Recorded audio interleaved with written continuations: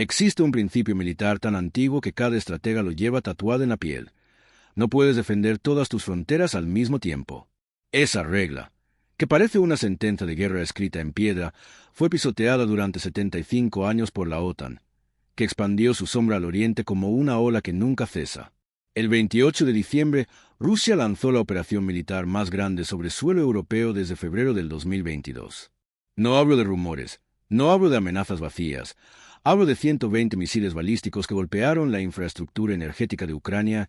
Según reportes, cruzaron el espacio aéreo polaco sin autorización. El secretario general de la OTAN, Jens Stoltenberg, convocó una reunión de emergencia en Bruselas al día siguiente, y el mundo quedó mirando una tormenta que había estado gestándose bajo la superficie. Yo trabajé en el Fondo Monetario Internacional durante varios años, y he visto cómo imperios se derrumban y resurgen como fénix de sus propias cenizas.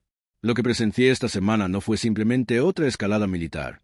Fue el momento en que Europa descubrió que 840.000 millones de dólares de presupuesto militar, que la OTAN presume como la garantía de su seguridad, no pueden proteger 5.000 kilómetros de frontera cuando un adversario decide atacar 12 puntos simultáneamente.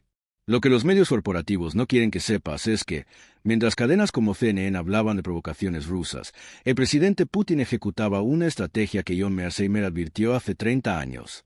Por primera vez desde la Guerra Fría, la OTAN enfrenta una realidad que evitó durante décadas.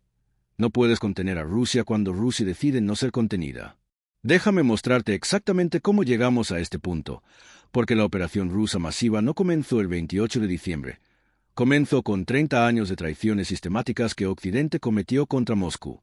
En febrero del 90, el secretario de Estado estadounidense James Baker prometió a Mikhail Gorbachev que la OTAN no se movería un centímetro hacia el oriente si la Unión Soviética permitía la reunificación alemana. Gorbachev aceptó, y Alemania se reunificó. ¿Qué hizo la OTAN en 1990? Admitió a Polonia, Hungría y la República Checa. En 2004, añadió a Estonia, Letonia, Lituania, Bulgaria, Rumanía, Eslovaquia y Eslovenia. En 2009, se sumaron Albania y Croacia.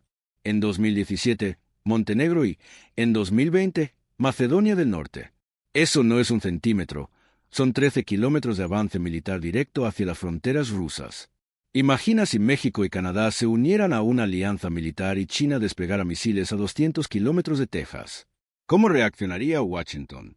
La respuesta ya la vimos en febrero del 14. Estados Unidos gastó 5.000 millones de dólares para derrocar al presidente ucraniano Viktor Yanukovych. No es una conspiración. La subsecretaria de Estado Victoria Nuland admitió públicamente esa cifra en un discurso. Yanukovych había sido elegido democráticamente, pero su crimen consistió en intentar mantener relaciones comerciales con Rusia mientras también negociaba con Europa. Washington no podía tolerar esa neutralidad. Financió protestas, entrenó grupos paramilitares y, cuando Yanukovych huyó del país, instaló un gobierno prooccidental que inmediatamente empezó a hablar de membresía en la OTAN. Para Rusia, eso no era política exterior, era una cuestión de supervivencia existencial. Entre 2014 y 2021, Estados Unidos y la Unión Europea impusieron 78 rondas de sanciones diferentes contra Rusia. Congelaron 300.000 millones de dólares de reservas del Banco Central ruso, bloquearon los bancos rusos en el sistema SWIFT, prohibieron la exportación de tecnología avanzada y sancionaron 100 individuos, 120 empresas. El objetivo declarado era cambiar el comportamiento de Rusia. El objetivo real, sin embargo, era colapsar la economía rusa y provocar un cambio de régimen en Moscú. Christine Lagarde, entonces directora del FMI, me confesó en una reunión privada en 2016 que las sanciones estaban diseñadas para que la población rusa sufriera lo suficiente como para derrocar a Putin. Esas fueron sus palabras exactas. Desde febrero del 2022, Estados Unidos ha enviado 113.000 millones de dólares en asistencia militar a Ucrania. No hablamos de un equipo defensivo. Hablamos de sistemas de misiles ATACMS con alcance de 300 kilómetros capaces de golpear territorio ruso, de tanques Abrams, de vehículos blindados Bradley y de municiones cuya utilización está prohibida por convenciones internacionales. En noviembre del 2022, el presidente Biden autorizó a Ucrania a usar misiles estadounidenses de largo alcance contra objetivos dentro de Rusia. Eso cruzó la línea roja que Putin había advertido hace 2 años. Cuando esos misiles golpearon la región de Kursk el 19 de noviembre, matando 18 civiles rusos, Putin respondió con una declaración que los medios occidentales ignoraron. Si Occidente quiere convertir eso en una guerra directa entre Rusia y la OTAN, están preparados. En 1994, Rusia, Estados Unidos, Reino Unido y la Unión Soviética firmaron el Memorándum de Budapest, que garantizaba la integridad territorial de Ucrania a cambio de la renuncia de su arsenal nuclear, que en aquel entonces era el tercero más grande del mundo. El acuerdo estableció que las fronteras de Ucrania serían respetadas. Pero cuando el gobierno prorruso fue derrocado en 2014, el nuevo gobierno ucraniano amenazó con cerrar la base naval rusa de Sebastopol, única salida de Rusia al Mar Negro. Putin reaccionó, anexó Crimea y violó el Memorándum de Budapest. ¿Tenía otra opción estratégica? No. La ironía que nadie menciona es que Estados Unidos violó ese mismo memorándum primero, orquestando el golpe de Estado que cambió el gobierno ucraniano por la fuerza. Entonces, ¿qué sucedió después? 3 décadas de empujones hacia atrás. Después de ver a la OTAN moverse 13 kilómetros más cerca de sus fronteras, soportar sanciones diseñadas para colapsar su economía, ver misiles occidentales matar civiles y penetrar territorio ruso, Putin decidió que la contención había terminado. Esta semana lanzó una respuesta que puso a prueba la credibilidad del secretario general de la OTAN, Jens Stoltenberg.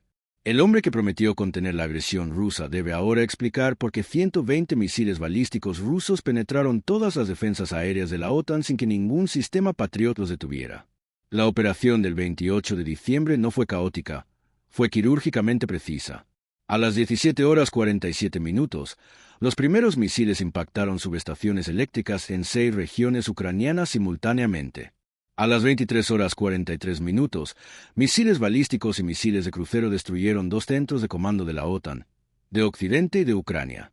A las 31:41, drones de tipo Geranio golpearon depósitos de combustible cerca de la frontera polaca. En 14 minutos, Rusia cortó la electricidad a 12.000 unidades ucranianas, paralizando comunicaciones militares y demostrando que puede golpear profundo dentro del territorio protegido por Occidente sin consecuencias inmediatas. Esto aterroriza a los estrategas de Bruselas. Rusia utilizó solo el 8% de su capacidad de misiles balísticos. Si Putin decide lanzar una operación a escala completa, tiene 100 misiles adicionales listos para el despliegue. La OTAN, por su parte, cuenta con 380 sistemas Patriot en toda Europa. Durante 2 años, los generales de la OTAN prometieron una dominancia escalada, la idea de que cada vez que Rusia aumentara su presión, la alianza respondería con mayor fuerza. Pero la realidad ha demostrado lo contrario.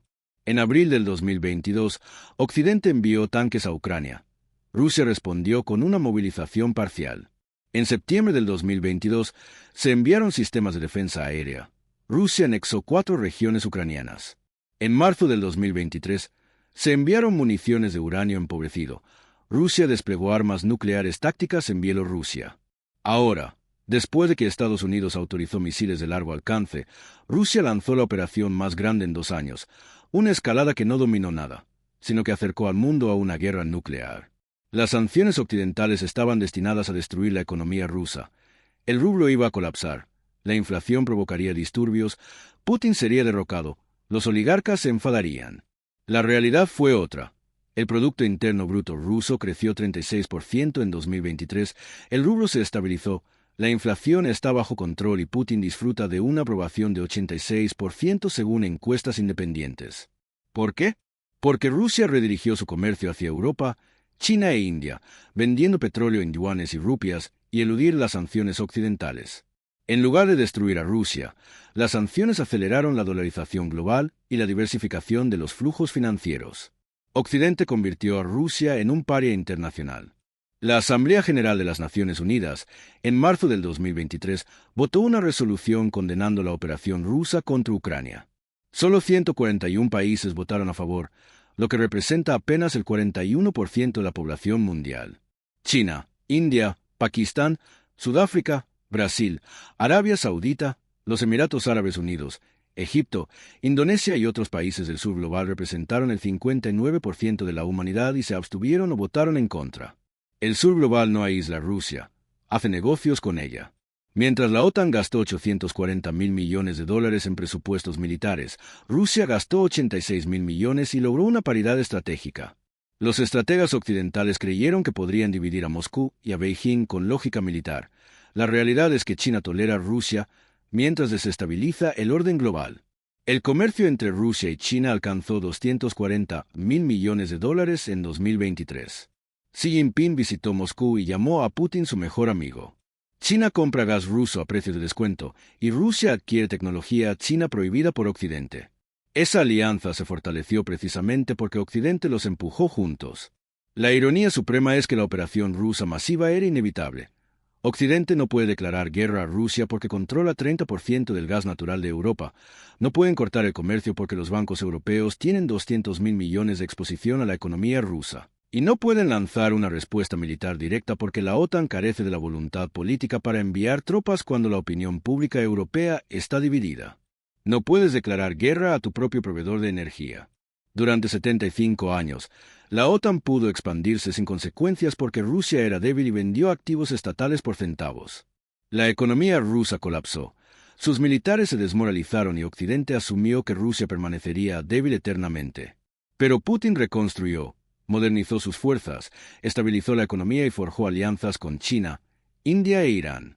Ahora, cuando la OTAN necesita descubrir que el imperio que pudo expandirse sin resistencia ya no existe, el secretario general Jens Stoltenberg convocó reuniones de emergencia, prometió defender cada centímetro del territorio OTAN. Pero cuando 120 misiles rusos cruzaron los cielos europeos, la respuesta fue nada. Porque no pueden responder sin arriesgar una guerra directa, no pueden ganar una escalada y no pueden controlar el conflicto. La población europea, dividida, probablemente apoyará cualquier decisión que preserve la paz, aunque sea a costa de la seguridad. Esta es la pesadilla del imperio, descubrir que el poder que creías tener ya no es real. Ahora quiero mencionar a John Mearsheimer, profesor de ciencia política en la Universidad de Chicago, uno de los teóricos más respetados de relaciones internacionales de nuestra era. En 1993, Mearsheimer publicó un artículo titulado El regreso de la política de gran potencia. Su argumento central era que, después del colapso soviético, Estados Unidos cometería el error de expandir la OTAN hacia el oriente, provocando inevitablemente una respuesta militar rusa. No era mera especulación. Estaba aplicando la teoría realista básica. Cuando una gran potencia es acorralada, responde con fuerza. En 2014, cuando Crimea fue anexada, Mearsheimer publicó otro artículo en Foreign Affairs explicando que la crisis de Ucrania era culpa de Occidente. Sus colegas lo atacaron, lo acusaron de ser apologista de Putin, pero 10 años después sus predicciones se materializaron.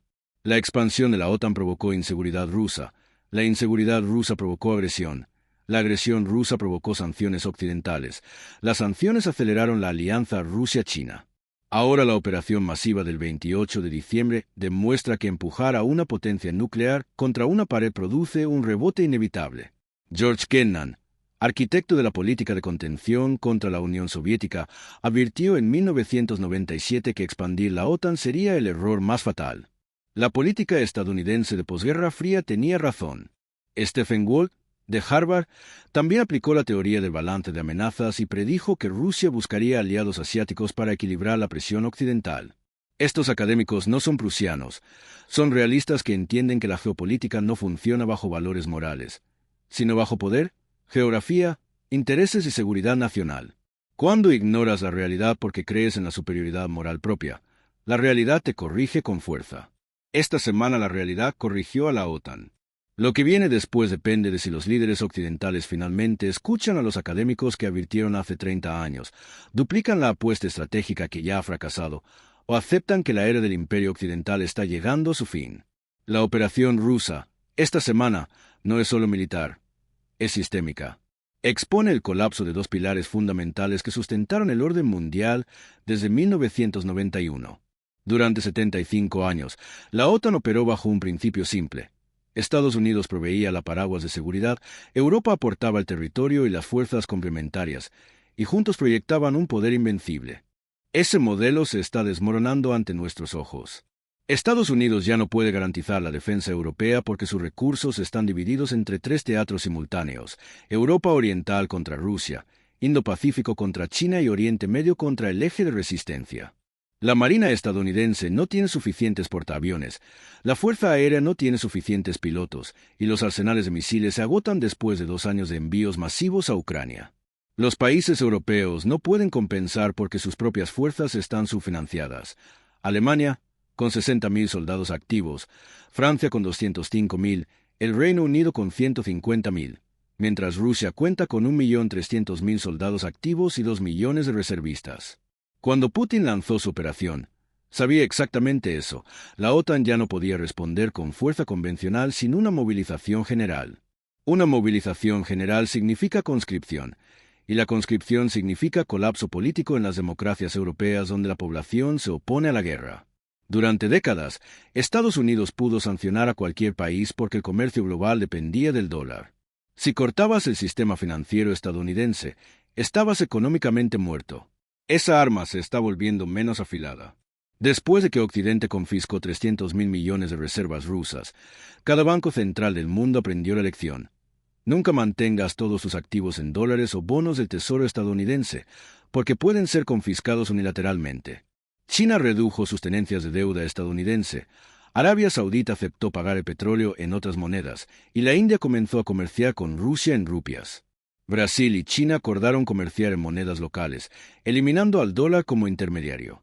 El bloque BRICS, formado por Brasil, Rusia, India, China y Sudáfrica, más 6 miembros nuevos, ahora representa el 36% del PIB global, superando al G7 en términos de poder adquisitivo.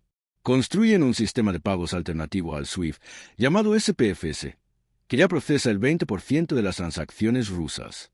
Los medios corporativos no quieren que sepas que la operación militar rusa está sincronizada con una ofensiva económica global. Mientras Rusia lanza misiles en Europa, el BRICS lanza una moneda respaldada por productos. Mientras la OTAN debate sanciones, China firma acuerdos comerciales. 120 países del sur global ahora forman una red que no depende de Occidente. Por primera vez desde 1945, no hay una potencia única que pueda imponer sanciones unilaterales, destruir economías enteras o dictar los términos del comercio mundial. Esto aterroriza a las élites occidentales porque durante 30 años operaron bajo la ilusión de que la hegemonía occidental era permanente. Creían que podían expandir sus límites, imponer sanciones sin costos, financiar golpes de Estado sin represalias. Putin acaba de demostrar que esa era una ilusión. Occidente tiene ahora 3 opciones. La primera es una escalada total. Enviar tropas de la OTAN a Ucrania, declarar una guerra directa contra Rusia, arriesgándose a un conflicto nuclear. La probabilidad de que eso suceda es prácticamente nula, porque la opinión pública europea está dividida y los líderes no quieren morir. La segunda opción es la desescalada. Ucrania se negocia, se reconocen los límites reales, se levantan algunas sanciones, se busca una solución de seguridad que no implique una confrontación directa. Esa opción tiene una probabilidad de 40%, pero requiere que los líderes occidentales admitan el fracaso y acepten un orden mundial prolongado de tensión. La tercera opción, la más probable, es mantener las sanciones, seguir enviando armas a Ucrania, evitar una confrontación directa y congelar el conflicto durante años, mientras ambos lados se desgastan. Esa opción tiene una probabilidad de 55%, porque permite a los políticos occidentales evitar una responsabilidad inmediata, aunque el tiempo corre a favor de Rusia.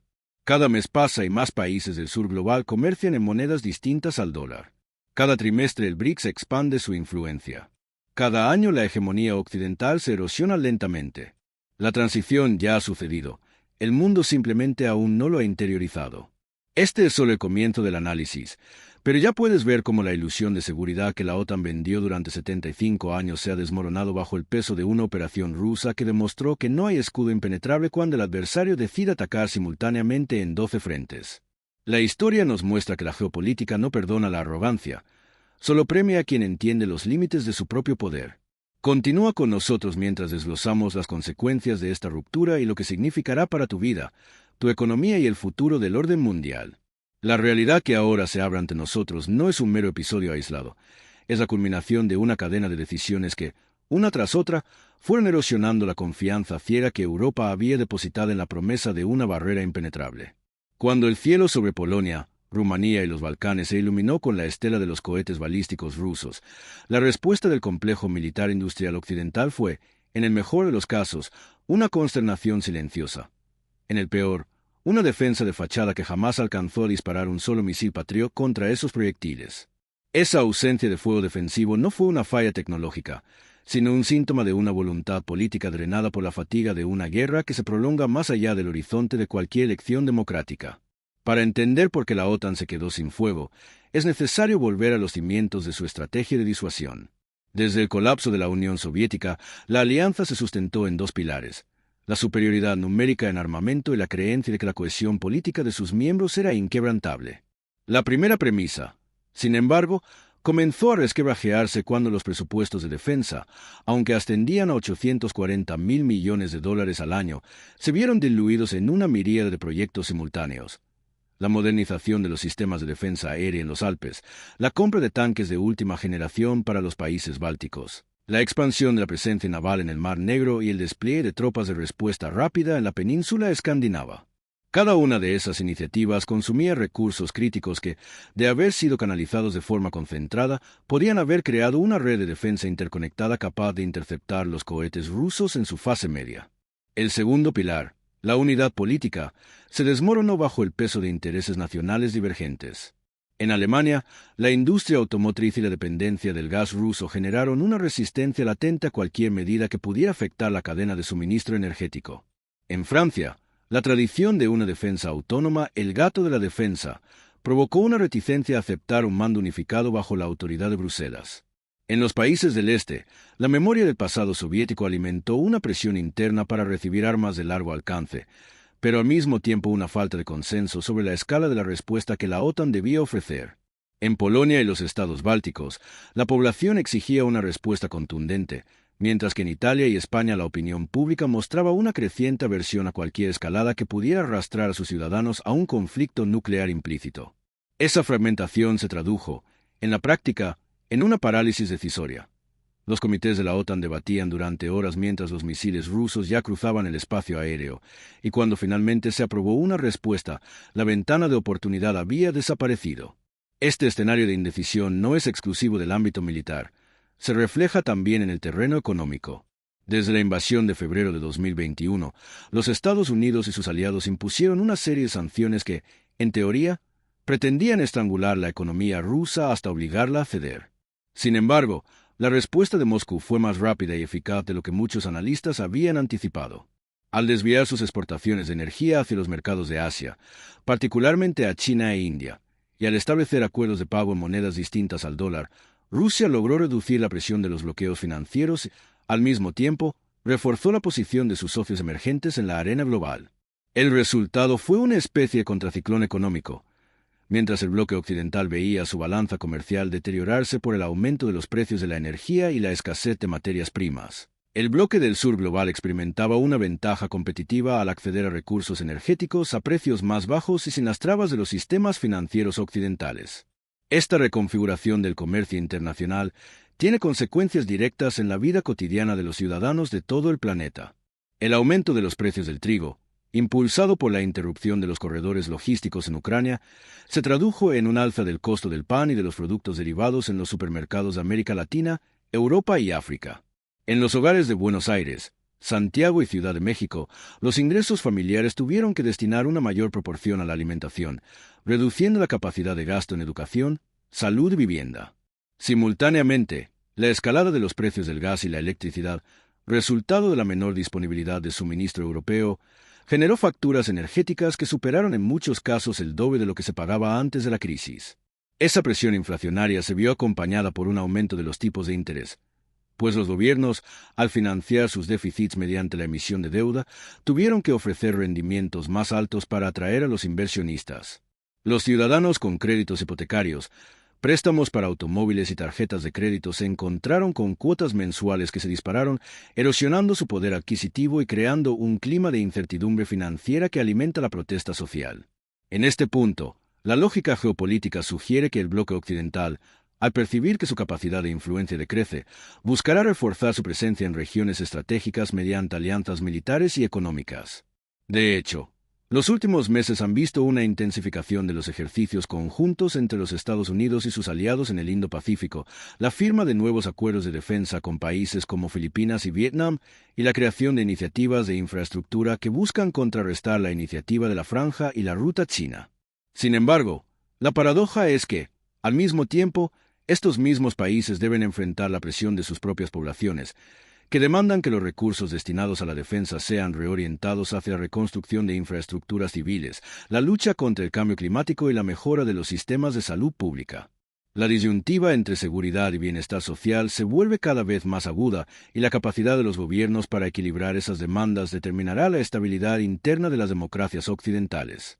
Mientras tanto, Rusia, al haber demostrado la vulnerabilidad de la OTAN, ha ganado una posición de negociación mucho más fuerte. El Kremlin ahora puede alegar que su capacidad de proyectar poder a gran distancia le permite imponer sus condiciones sin depender de la amenaza de una respuesta militar masiva. Los analistas de seguridad señalan que, si bien Moscú no busca una confrontación directa que puede desencadenar una guerra nuclear, si está dispuesto a mantener una presión constante sobre los flancos europeos mediante ataques esporádicos a infraestructuras críticas, ciberataques y la amenaza de una escalada limitada en el teatro de los Balcanes. Esta estrategia de presión sostenida busca desgastar la voluntad política de sus adversarios, al tiempo que ofrece a Rusia una carta de negociación en cualquier futura ronda de conversaciones sobre la seguridad europea. En el plano interno, la popularidad de Vladimir Putin ha alcanzado niveles que superan el 80% según encuestas independientes, un hecho que contrasta dramáticamente con la percepción de declive que muchos observadores occidentales esperaban tras la invasión.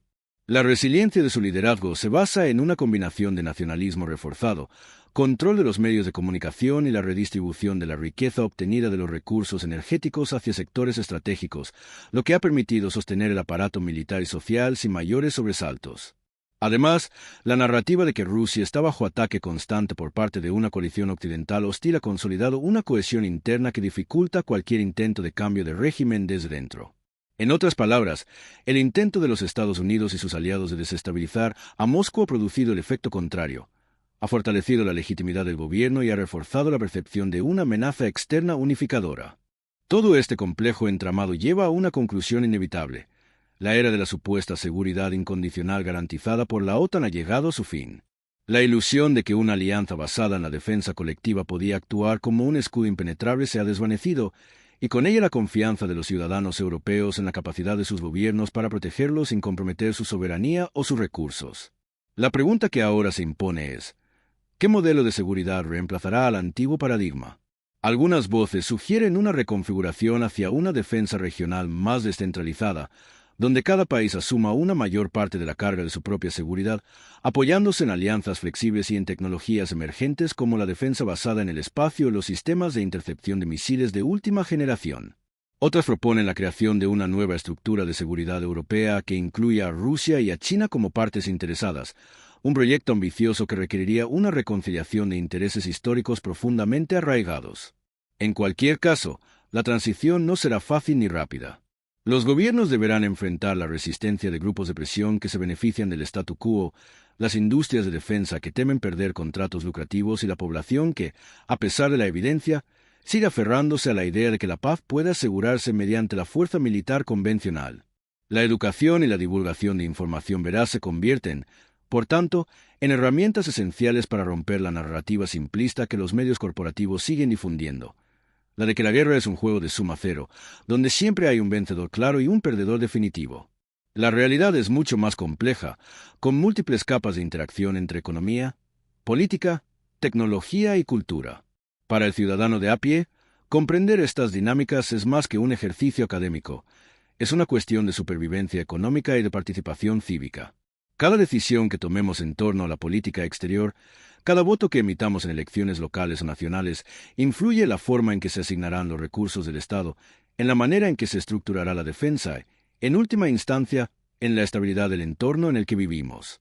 Cuando la OTAN no puede garantizar la seguridad de sus fronteras, los gobiernos nacionales deben asumir una mayor responsabilidad en la protección de infraestructuras críticas, en la diversificación de fuentes energéticas y en la creación de reservas estratégicas que reduzcan la vulnerabilidad ante posibles interrupciones. La inversión en energías renovables, en redes de transmisión inteligentes y en almacenamiento de energía se vuelve una prioridad estratégica, no solo por motivos medioambientales, sino como una medida de seguridad nacional. Al mismo tiempo, la reorientación de la economía global hacia monedas alternativas al dólar implica que los ciudadanos deberán estar atentos a la evolución de los tipos de cambio y a la disponibilidad de instrumentos financieros que les permitan proteger sus ahorros frente a la posible devaluación de la moneda estadounidense. Los bancos y las instituciones financieras están empezando a ofrecer productos denominados en yuanes, rupias y euros, y los inversionistas más avispados están evaluando la inclusión de activos vinculados a la cadena de suministro de materias primas estratégicas, como el litio y el cobalto, cuyo control está cada vez más en manos de países del sur global. La diversificación de carteras y la educación financiera se convierten, por tanto, en componentes críticos de la resiliencia personal frente a un orden mundial en transformación. En el ámbito de la seguridad cibernética, la amenaza también se ha intensificado. Los ataques de denegación de servicio, los intentos de infiltración en redes de energía y los intentos de manipulación de información a través de plataformas digitales son ahora parte de la estrategia de presión que Rusia y sus aliados emplean para debilitar la cohesión interna de los países occidentales. La respuesta de los gobiernos ha sido, en muchos casos, la creación de equipos de respuesta rápida y la promulgación de leyes que amplían los poderes de vigilancia. No obstante, esas medidas también generan preocupaciones sobre la privacidad y los derechos civiles, creando un delicado equilibrio entre seguridad y libertades individuales que debe ser gestionado con prudencia. Todo esto nos lleva a una reflexión profunda sobre la naturaleza del poder en el siglo XXI. La supremacía militar tradicional, basada en el número de tanques, aviones y misiles, está siendo desafiada por la capacidad de los estados para maniobrar en los dominios económico, tecnológico e informativo. La verdadera ventaja competitiva reside ahora en la agilidad para adaptar políticas, en la capacidad de crear alianzas flexibles y en la destreza para gestionar la percepción pública. Los países que logren integrar esas dimensiones en una estrategia coherente estarán mejor posicionados para sobrevivir y prosperar en un entorno donde las viejas certezas se desvanecen rápidamente. Si bien el panorama parece sombrío, también contiene oportunidades para quienes estén dispuestos a aprender y a actuar. La transición hacia un mundo multipolar abre espacios para que naciones emergentes como Brasil, México, Indonesia y Nigeria desempeñen roles más relevantes en la toma de decisiones globales. La diversificación de fuentes de energía y la adopción de tecnologías limpias pueden reducir la dependencia de los recursos fósiles controlados por unos pocos actores, creando una mayor autonomía energética que, a su vez, fortalece la posición negociadora de los países consumidores. Además, la cooperación en investigación y desarrollo de nuevas áreas como la inteligencia artificial, la biotecnología y la computación cuántica puede generar ventajas competitivas que trascienden la mera capacidad militar. En este contexto, la información de calidad se vuelve un bien escaso y valioso.